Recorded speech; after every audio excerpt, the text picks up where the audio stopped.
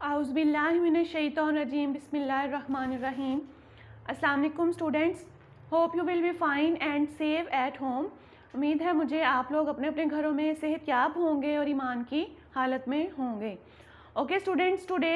We are going to solve our lecture number 24, जो कि हमारा थर्ड फेज़ का लास्ट लेक्चर है। 24 लेक्चर नंबर, और जो हमारा आज का टॉपिक है वो है डिस्क्रिप्टिव राइटिंग। ठीक है, आज जो है हम डिस्क्रिप्टिव राइटिंग में जो है उसके बारे में, उसकी डेफिनीशन और उसके जो रूल्स हैं, किन को फॉलो करते हुए हम लोग जो है वो डिस्क्रिप्टिव राइटिंग कोई भी ऐसे जो है किसी भी टॉपिक पे जो है वो राइट कर सकते हैं, वो सीखेंगे। लेकिन उससे पहले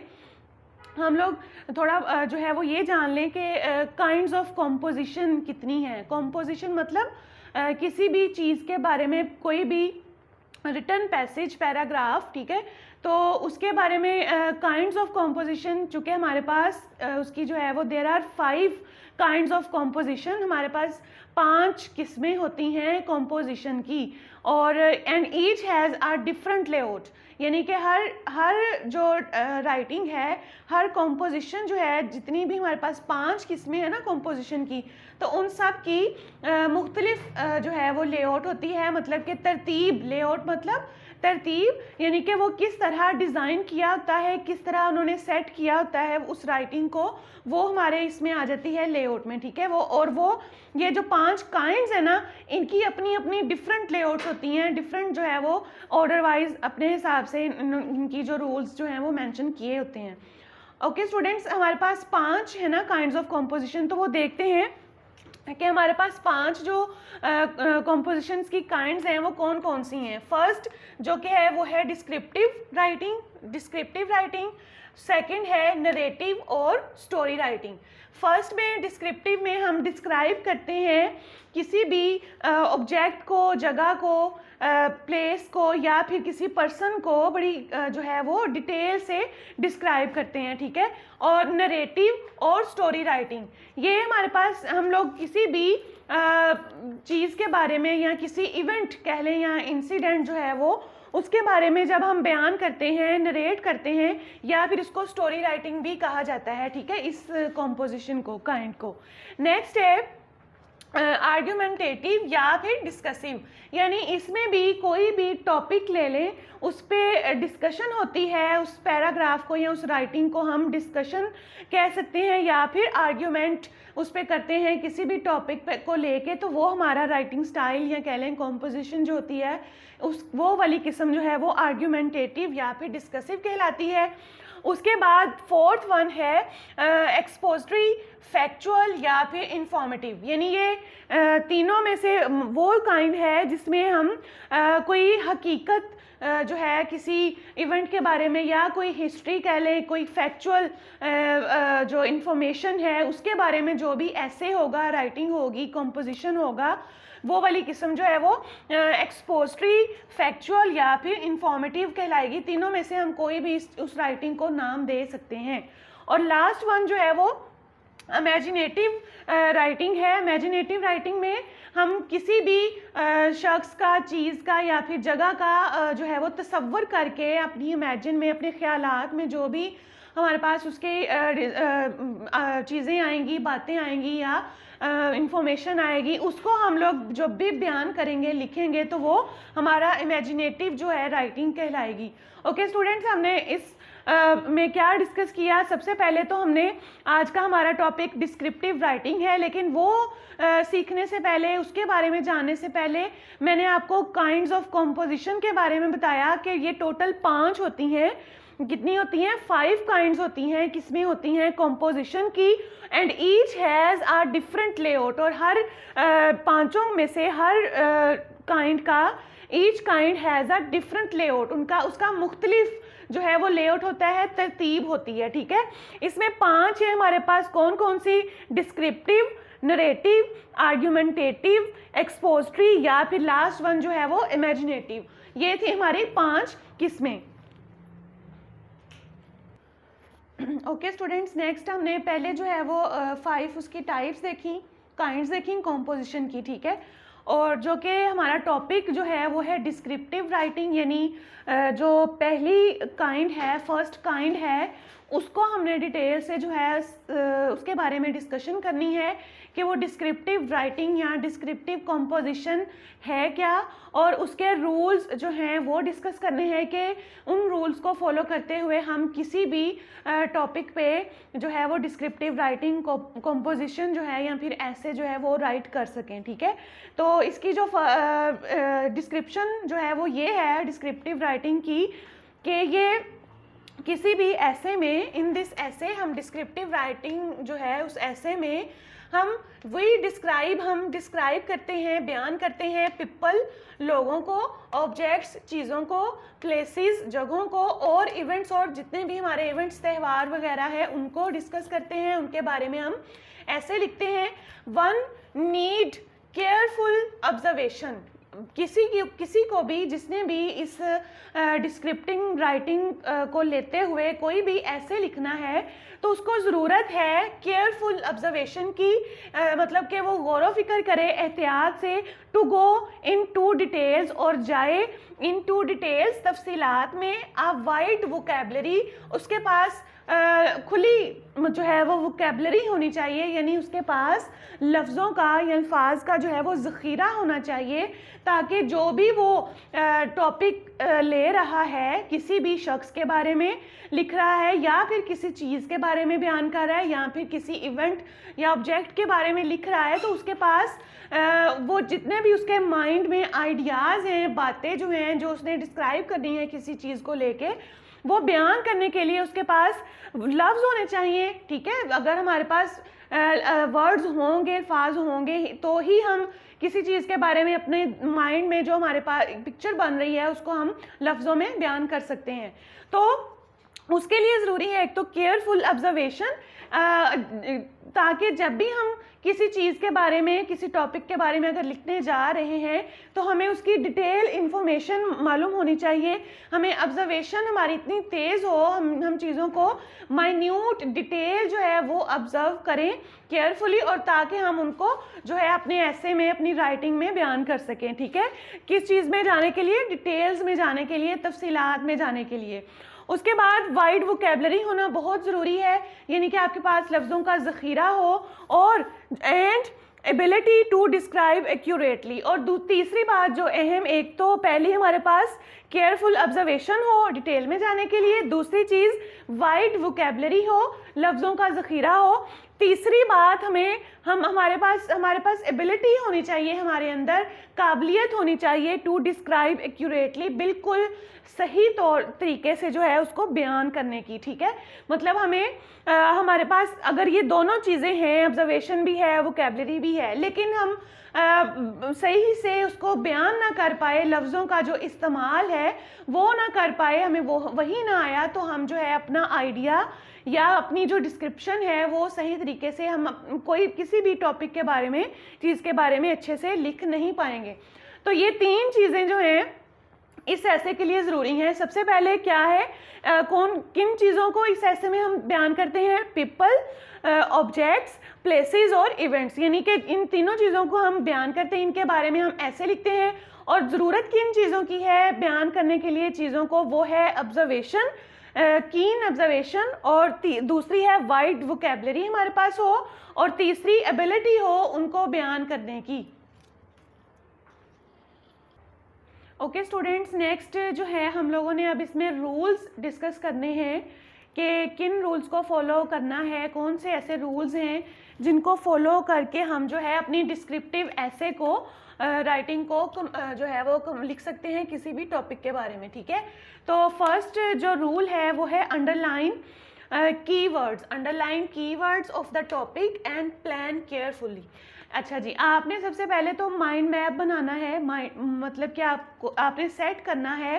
प्लान करना है केयरफुली। अब जितने भी आपके, अगर सपोज आप किसी चीज़ के बारे में, ऑब्जेक्ट के बारे में या किसी शख्स के बारे में, जगह के बारे में लिखने जा रहे हो, तो वो आपने जो राइटिंग में, ऐसे में जो वर्ड्स यूज़ करने हैं उनमें से की वर्ड्स को आपने अंडरलाइन कर लेना है या एक साइड पे आपने वो लिख लेने हैं। ठीक है, ताकि आपको जहन में, आपके माइंड में वो रहें, और फिर उनको प्लान करना है केयरफुली कि कौन सी मतलब कैसा ऑर्डर होना चाहिए, किस ऑर्डर में आपने वो सारी चीज़ें उन की वर्ड्स को डिटेल में जो है वो डिस्क्राइब करना है, ठीक है। फर्स्टली क्या करना है, अंडरलाइन की words of the topic and plan carefully. उसके बाद सेकंड जो हमारा रूल है वो है use adjectives, verbs and adverbs. अच्छा जी, एक ये बहुत चीज़ इम्पॉर्टेंट है कि आपने जब भी किसी भी पर्सन के बारे में कोई भी आपने टॉपिक ले लिया है तो ऑफ कोर्स ऑब्वियसली ये बात बहुत ज़रूरी है, कंपल्सरी है कि हमने, जाहिर सी बात है, उस सब्जेक्ट की या उस चीज़ की हमने बुराई या जो सिफ्त है, बल्कि स्पेशली अच्छाई जो है वो बयान करनी है। तो ज़्यादा से ज़्यादा आपने क्या करना है, यूज़ करना है एडजेक्टिव्स को। एडजेक्टिव मतलब इसमें सिफ्त, यानी जो भी आप इसम या नाउन प्रोनाउन के बारे में डिस्कशन कर रहे हो, उसके बारे में, किसी भी चीज़ के बारे में, पीपल है, लोग हैं, प्लेसेस हैं, ऑब्जेक्ट्स हैं, इवेंट्स हैं, उनके बारे में बयान करने के लिए एडजेक्टिव्स यूज़ करें, वर्ब्स यूज़ करें और एडवर्ब्स यूज़ करें, ठीक है। ये तीनों चीज़ें लाजमी हैं। Adjectives are most important for descriptive essay. ये चीज़ें तीनों ही इम्पॉर्टेंट हैं, लेकिन जो एडजेक्टिव्स हैं यानी कि इसमें सिफ्त जो कि हम यूज़ करते हैं किसी भी चीज़ के लिए नाउन के मीनिंग में इजाफा करने के लिए, ठीक है, किसी नाउन या प्रोनाउन के मीनिंग में इजाफा करने के लिए या उसको मॉडिफाई करने के लिए हम जो वर्ड्स यूज़ करते हैं वो एडजेक्टिव्स कहलाते हैं, ठीक है। तो ये एडजेक्टिव्स जो हैं, बेशक आप एडवर्ब और वर्ब भी यूज़ कर रहे हो, वर्ब मतलब एक्शन वर्ड्स और एडवर्ब्स मतलब जो कि हमारी वर्ब के मीनिंग में हम जो एडिशन करते हैं उन वर्ड्स को हम एडवर्ब कहते हैं। तो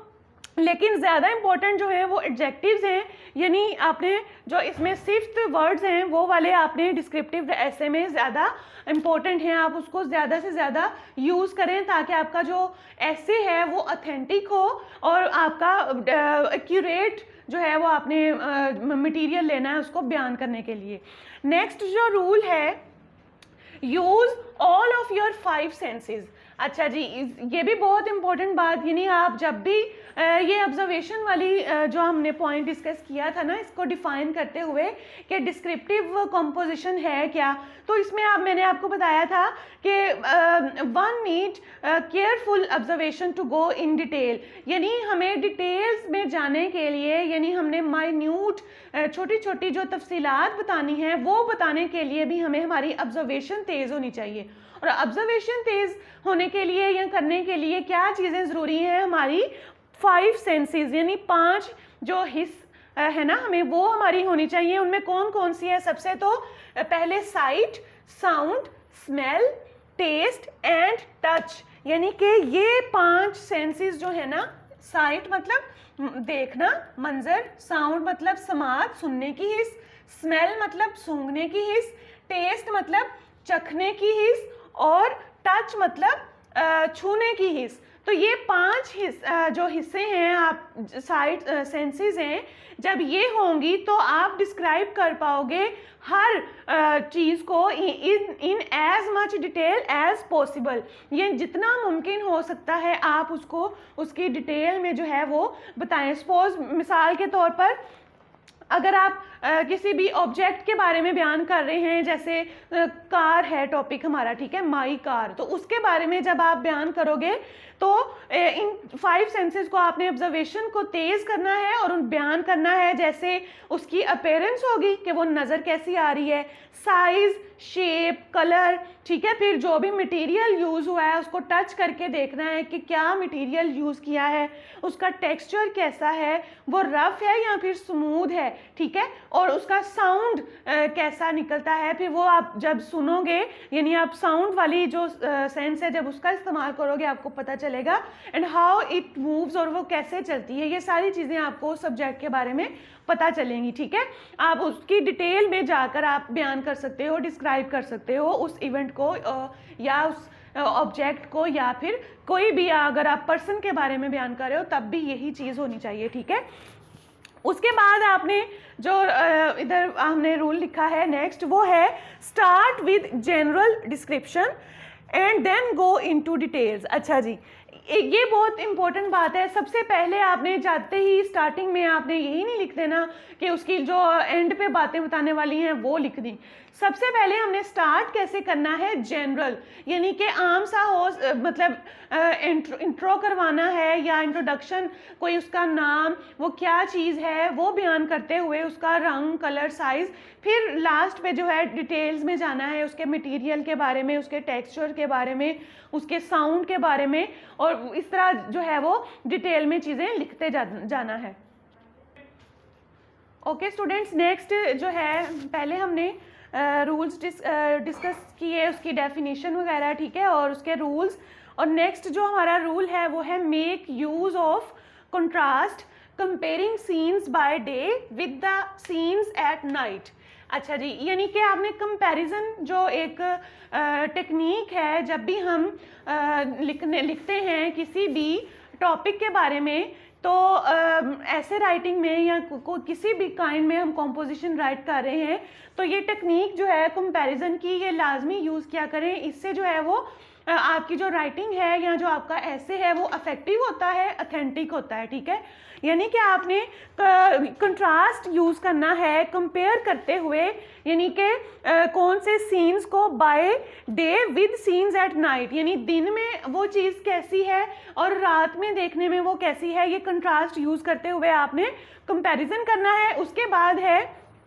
use similes to emphasise on same point. अच्छा जी, आपने क्या करना है, जैसे कि एक टेक्निक्स यूज़ की है हमने, टेक्निक्स यूज़ करनी है, तो एक टेक्निक है कंपैरिजन की, कंट्रास्ट की टेक्निक, ठीक है। दूसरी है यूज़ ऑफ सिमिलीज। सिमिलीज मतलब यानी हम जो चीज़ों को मुशाबहत करते हैं, मुशाबा करते हैं, जैसे ही लाइक ही her cheeks are soft as rose, ठीक है, द पेटल्स ऑफ रोज, यानी उसकी जो चीक्स हैं, उसके जो गाल हैं वो इतने नरम हैं जितने जैसे फूल की पत्तियां होती हैं, ठीक है। या फिर इधर जो मैंने एग्जांपल लिखी कि एज वाइट एज स्नो, ये यानी कि कंपेयर किया ना मैंने, सिमिली यूज की स्नो को, यानी जो मतलब बेजान चीज़ का को उस जानदार चीज़ के साथ कंपैरिजन करना, ठीक है, मिलाना, मुशाबहत देना। तो वो कि कोई भी अगर चीज़ जिसके बारे में आप बता रहे हो कि वो इतनी सफ़ेद है, इतनी वाइट है, जितनी के स्नो, यानी कि जितना बर्फ़, वो बर्फ़ के जो गाले होते हैं वो गिरते हैं, वो उतनी वाइट है जितनी की स्नो। तो ये सिमिली यूज़ की मैंने, ठीक है। तो यूज़ करें, सिमिलीज यूज करें, कंपैरिजन यूज करें, कंट्रास्ट यूज करें टू एम्फसाइज, जोर डालने के लिए ऑन द सेम पॉइंट, यानी कि आप अपने पॉइंट को एम्फसाइज करने के लिए सिमिलीज यूज करें। और फिर नेक्स्ट हमारा रूल है comparison and details enrich the composition, यानी कि ये जो कंपैरिजन्स हैं या फिर जो डिटेल्स हैं या सिमिलीज, जो भी हम टेक्निक्स यूज करेंगे, ये इनरिच करेगा, यानी कि ज़्यादा मज़ीद उसको डिटेल में जाएगा, ऑथेंटिक करेगा, अफेक्टिव बनाएगा कॉम्पोजिशन को, उस राइटिंग को, ऐसे को। फॉर एग्जांपल ईजी, मतलब फॉर एग्जांपल मैंने एक सेंटेंस लिखना है कि I drink a cup of T, ठीक है, मैंने इसको एक सेंटेंस को राइट किया। अब ये वाला जो मैंने सेंटेंस लिखा है कि I drink a cup of tea, simple सी बात है ना, छोटी सी, आपने बहुत थोड़ा सा उसको बताया कि मैंने एक कप चाय का पिया। कैन बी, वो ये हो सकता है डेवलप और मज़ीद बेहतर हो सकता है एज, जैसे कि हम इसको यूं, अब ये इतनी लंबी चौड़ी मैंने इन्वर्टेड कॉमास में ये बात लिखी, जैसे कि आई सेट इन माई कंफर्टेबल सॉफ्ट आर्म चेयर, ठीक है। सॉरी स्टूडेंट्स, इधर सॉफ्ट के स्पेलिंग, अच्छा जी, तो क्या मैंने इस छोटी सी बात को इतनी डिटेल में कैसे यूज करना है, एडजेक्टिव्स यूज करके, सिमिलीज यूज करके, कंपैरिजन यूज करके, ठीक है। आई drink a cup of T भी हो सकता है। ये डेवलप कैसे हुई कि आई सेट इन माई कंफर्टेबल सॉफ्ट आर्म चेयर, ये वो आर्म चेयर होती है बड़ी कंफर्टेबल आरामदेह, उस पर बैठ के स्ट्रेच्ड माई टायर्ड, यानी कि मैंने वो अपनी जो थकावट है उसको स्ट्रेच किया, अपने पट्ठों को रिलैक्स किया, मसल्स को, कोल्ड लेग्स और उसके अपनी ठंडी टांगों को जो है नरम किया, गर्म किया बिफोर लॉग फायर, यानी उस जो आग का वो जो आग जलाई होती है कमरों में, हीटर वगैरह या जो भी हम यूज़ कर रहे होते हैं वो यूज़ किया, एंड इंजॉयड और लुत्फानंदोज हुआ माई पाइपिंग हॉट टी, यानी कि आपकी जो गरम तरोताज़ा चाय है, धुआं निकल रहा है उसमें से, उसको मैंने इंजॉय किया। तो आप देख सकते हो कि किस तरह मैंने ये जो एक छोटा सा सेंटेंस है, आई drink a cup of T, इसको बयान किया मैंने इतनी लंबी चौड़ी बात में, यानी कि कैसे बैठने के बारे में बताया, कहाँ बैठा वो, कंफर्टेबल सॉफ्ट आर्म चेयर पे। आर्म चेयर मतलब कि नाउन है, तो उसको बताने के लिए मैंने नाउन एडजेक्टिव यूज़ किया, कंफर्टेबल सॉफ्ट, ठीक है। उसके बाद जो है चाय के बारे में, लॉग फायर आग के बारे में, ठीक है, और फिर अपने मसल्स को उसने रिलैक्स किया, फिर उसने पाइपिंग हॉट टी, इधर जस्ट टी लिखा है लेकिन टी के बारे में भी कि गर्म और ताज़ा चाय पी, ठीक है, गर्म। तो ये जिस तरह मैंने आप लोगों को बताया, आप ये कंट्रास्ट, कंपैरिजन, सिमिलीज, इस पे इनको यूज़ करके आप जो है वो अपने कॉम्पोजिशन को इनरिच कर सकते हैं। दूसरा ये कि आपने ड्रॉबैक्स बनाने हैं, यानी कि ड्रॉबैक्स ये हैं कि जो भी स्टूडेंट्स कॉम्पोजिशन राइट करते हैं या ऐसे राइटिंग में आपने जिन चीज़ों से बाज रहना है, रुकना है, वो ये है कि do not go beyond the topic, आपने टॉपिक से हटना नहीं है। सपोज के इधर बात टी, कप ऑफ टी की हो रही है ना, तो मैंने जस्ट उसको ही डिटेल से बताया है, मैं अपने टॉपिक से हटी नहीं हूँ, पीछे नहीं हटी या कहीं दूर टॉपिक से नहीं गई। Beware of describing something you know nothing about, और बाखबर रहें describing something you know nothing about, यानी कि आप उन चीज़ों के बारे में ही बताएं जिनके बारे में आप जानते हैं। ऐसी चीज़ें ना हों कि आप उनको जाने बगैर जो है वो लिखना शुरू कर दें और कोई बात भी ना हो, वोकैबुलरी भी ना हो आपके पास वो चीज़ें बयान करने के लिए। अच्छा जी, उसके बाद है make your description come to life, यानी कि आपकी जो डिस्क्रिप्शन है वो मतलब कम टू लाइफ, वो ज़िंदगी के बारे में आती हो, यानी कि आप वो चीज़ें लाइफ में आपने की हों, देखी हों, वैसी ही चीज़ों को आपने जो है वो बयान करना है। Okay students, description of N objection, place या पर्सन, जिस किसी के बारे में भी आप कर रहे हो, तो उसके जितने भी मैंने आपको पॉइंट्स बताए, कीवर्ड्स को अंडरलाइन करें, केयरफुली प्लान करें, एडजेक्टिव, वर्ब्स, एडवर्ब्स यूज़ करें, उसके बाद कंपैरिजन्स को यूज़ करें, कंट्रास्ट करें, सिमिलीज को यूज़ करें, एम्फसाइज दें उन पर अपने पॉइंट को साबित करने के लिए, और इन सब चीज़ों से आपका जो कॉम्पोजिशन है, जो आपकी राइटिंग है, ऐसे है, वो इनरिच होगा और ज़्यादा ऑथेंटिक और अफेक्टिव होगा। ओके स्टूडेंट्स, ये था आज का हमारा टॉपिक डिस्क्रिप्टिव राइटिंग। मैंने बड़ी डिटेल से कोशिश की है कि इसको बयान करने की कोशिश करूं। होप्स हो कि आप लोगों को समझ आ गई होगी, और अब ये जितने भी मैंने पॉइंट्स बताए हैं इनको माइंड में रखते हुए आपकी जो शीट नंबर 24 है, लेक्चर नंबर 24 में मैंने आपको टॉपिक दिया है माई सिटी, ठीक है। तो प्लेस है ये, मतलब जगह, माई सिटी शहर के बारे में आपने बताना है। तो जैसे जैसे मैंने पॉइंट्स बताए हैं उनको फॉलो करते हुए आपने अपना वो ऐसे जो है वो कंप्लीट करना है। होप्स हो कि आप इस लेक्चर की हेल्प से वो सॉल्व कर पाएँ, लिख पाएँ। ओके स्टूडेंट्स, फ़ी अमान अल्लाह, जज़ाकल्लाह।